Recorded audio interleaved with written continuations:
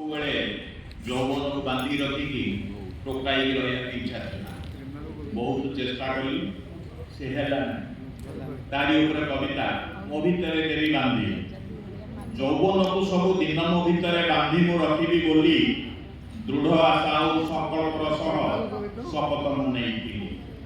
ବାର୍ଦ୍ଧକ୍ୟକୁ ଜାଗା ଛାଡ଼ିବିନି ଜମା, ପଶିବାକୁ ମୋ ଭିତରେ ଦୁଆର ରୁନ୍ଧି ମୁଁ ରଖିବି ତା ପାଇଁ ଫେରିଯିବ ଦୂରେ ଦୂରେ।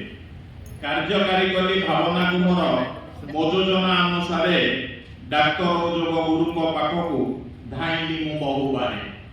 ଡାକ୍ତରଙ୍କର ପରାମର୍ଶ ନେଲି, ଭୁଞ୍ଜି ଜାତି ଜାତି ପଥି, ଯୋଗ ଗୁରୁ ଯୋଗ ଶିକ୍ଷା ଦେଲେ ଯାହା ବ୍ୟାୟାମ କରିଲି ନୀତି। ଖର୍ଚ୍ଚାନ୍ତ ହୋଇ ମୁଁ ବାଧେ ଯେ ଭୁଞ୍ଜିଲି, ଦାମୀ ଦାମୀ ଫଳମୂଳ ଅମ୍ଳଜାନ ପାଇଁ ବେଶୀ ବେଶୀ ଚାଲି ଭ୍ରମିଲି ସଞ୍ଜ ସକାଳ। କିନ୍ତୁ ହାଇ ଏଇ ଯୌବନଟା ମୋର ରହିଲାନି ମୋ ଭିତରେ।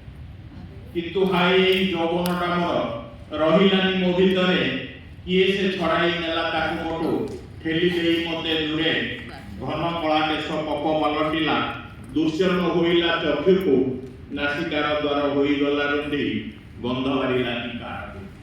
ଚୁପି ଚୁପି କଥା କର୍ଣ୍ଣେ ଶୁଭିଲାନି, ସ୍ୱାଦ ବାରିଲାନି ଜିହ୍ୱା। ଲହୁଣୀ ବୋଳାଏ ଚପଡ଼ାଟା ଶୁଖି, ହସି ଦୃଶ୍ୟ ହେଲା ଯାହା। ଯେଉଁ ଆଶା ଦିନେ କରିଥିଲି ମନେ, ଯୌବନକୁ ଦେବି ବାନ୍ଧି, ଆପେ ଆପେ ସିଏ ଗଲା ଅପସରି, ବାର୍ଦ୍ଧକ୍ୟରେ ମତେ ଛାଡ଼ି। ଧନ୍ୟବାଦ।